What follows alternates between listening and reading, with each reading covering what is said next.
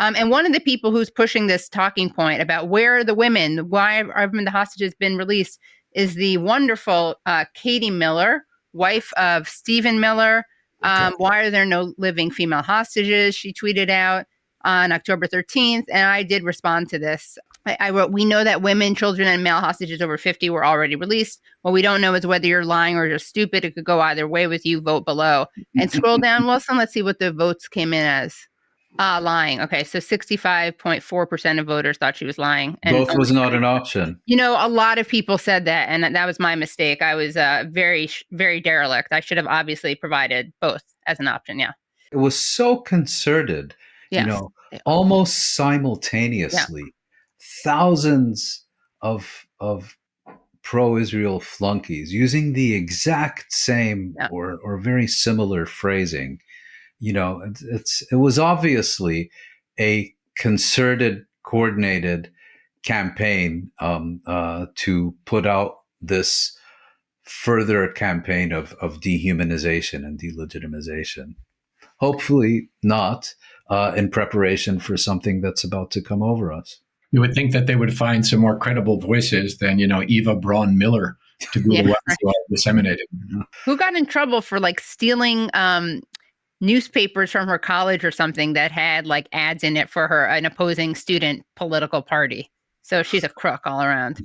I'm not even including the crime of marrying Stephen Miller, which is a masochistic crime, I think. So, one of the things I often said during the election, presidential election, was that there was no doubt that Trump was going to be far worse domestically speaking. I mean, even with the failures of the Democrats, and I fully acknowledge how they enable and empower Trump.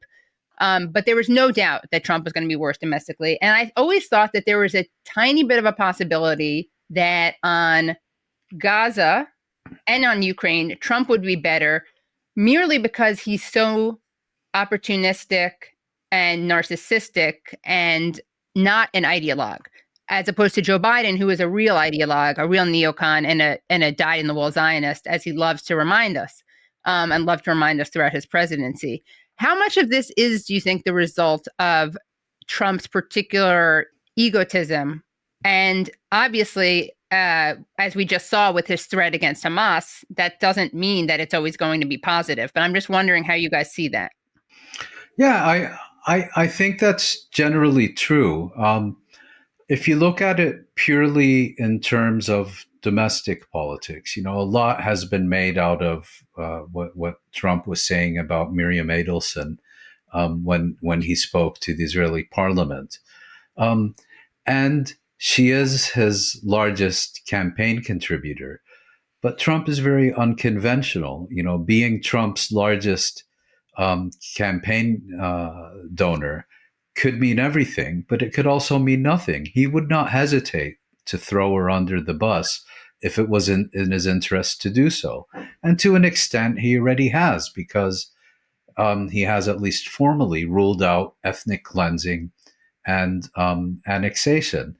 I think there was much more opposition to Biden's policies from within the Democratic base than there has thus far been to Trump from within the Republican base. And furthermore, I think the real straw that broke the camel's back for the parts of the MAGA constituency turning against Israel was less about Gaza and more about the direct U.S. participation in the war against Iran. But Biden was completely impervious to the pressure that was being placed on him. At the time of the election, my view was that Gaza was one factor, but only one factor in explaining Harris crashing out despite the enormous resources at her disposal. The more we learn, the clearer it becomes that if she would have just had an ounce of integrity, an ounce of human decency, she would probably have won the election. I mean, she needed to do so little in order not to thoroughly repel the anti-genocide constituency. But, advised by these very highly paid Democratic consultants, she and her campaign went out of their way to show contempt for this core constituency, to make a very public show of contempt. And I think it's fair to say that had she not done so, she could have won the election. As far as Trump is concerned, we already have, he's been in office less than a year, and we already have 2 ceasefires. So I think certainly compared to Biden, that's to his credit. The problem is that the January ceasefire was not a policy decision. Trump wanted a diplomatic achievement and not a diplomatic crisis on the day of his inauguration. And once that passed, he passively acquiesced or actively supported, depending on how you look at it, and Israel basically aborting and abrogating that agreement. Now he's, basking in the glory of the Nobel Peace Laureate who's been robbed, and all the rest of it. But he's had a very good week if you look at it, from the perspective of his narcissistic vanity. And then the question becomes, well, once he gets too busy, with Venezuela and the shutdown and other issues, are we going to see something similar? But again, as you said, Katie, he's not an ideologue. Yes, his instincts may be pro-Israeli. He probably sees Israel and Israelis as people like us, and Palestinians and Arabs as people like them. But at the end of the day, he is so unemotional in his calculations.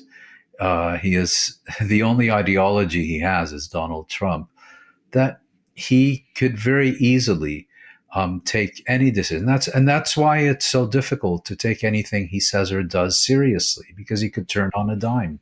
Right. I mean, I always remember him during the first and only debate he had with Biden saying, Biden said something like, Hamas is the only one that wants to fight. Israel doesn't want to fight. And Trump saying, what are you talking about? Israel wants to fight. They want this war and they should keep fighting, which is one of those who said it, Trump or Chomsky quotes that I like to play a game with. I also wanted to ask you guys to respond to, speaking of Kamala Harris, I wanted to ask you guys to respond to a very short clip on MSNBC. She was asked what she thought about calling Israel's war on Gaza a genocide. A lot of folks in your party have called what's happening in Gaza a genocide. Do you agree with that?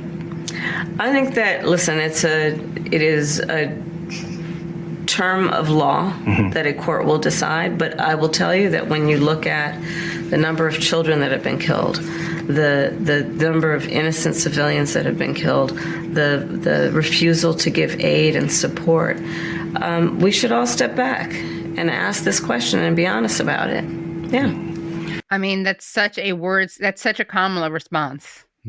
I'm too nauseous to respond. I'll leave it to Craig. Do you want to take a Dramamine before you respond? Well, I mean, this rhetorical trick that I've heard this so many times in the halls of the UN, I can't stand to hear it anymore. This is something that a court will decide. Well, he's not asking a court, he's asking you, Right. And so it's all too familiar a dodge. And it shows you how empty the entire Democratic Party is. I mean, this was their lead politician. This was their candidate for president. She can't even take a moral stance after the fact. She can't even do a Jimmy Carter where you don't say it while you're in office, but then you say it when you get out, Right. So, I mean, I think it's these are the leaders, Trump, definitely someone who is motivated only by Trump. He has two motivating factors. One is his narcissism and his ego, and he would love to get a Nobel Prize because he just can't bear the fact that Obama got a prize. And not only that Obama got the Nobel Peace Prize, he got that Peace Prize for not being Trump. For not being Bush. He wasn't Bush, excuse me. So they could breathe a sigh of relief. So there's that side of it. But the other side of Trump is that he is always transactional. Right. And that's why the substance of his 20-point plan is all Israeli.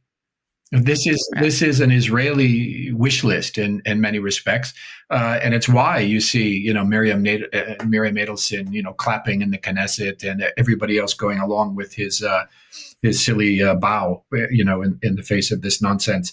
So yeah, I think it's true that we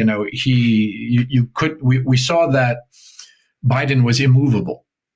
And all he could do is repeat his talking points. I am a Zionist. If Israel didn't exist, we would have to create it. The same things he had said for 40 years, and he was immovable, whereas Trump is really just about Trump. And that's not a good thing. You may occasionally get, some benefit from that. What is it that, even a broken clock is right twice a day, right? But in the end, because he is transactional, the substance is going to be what the Adelsons pay it to be. It will be, recognition of Israeli sovereignty over the Golan Heights, recognition of Israeli sovereignty over Jerusalem, moving the U.S. embassy to Jerusalem, and then issuing this 20-point Israeli wish list as a so-called peace plan.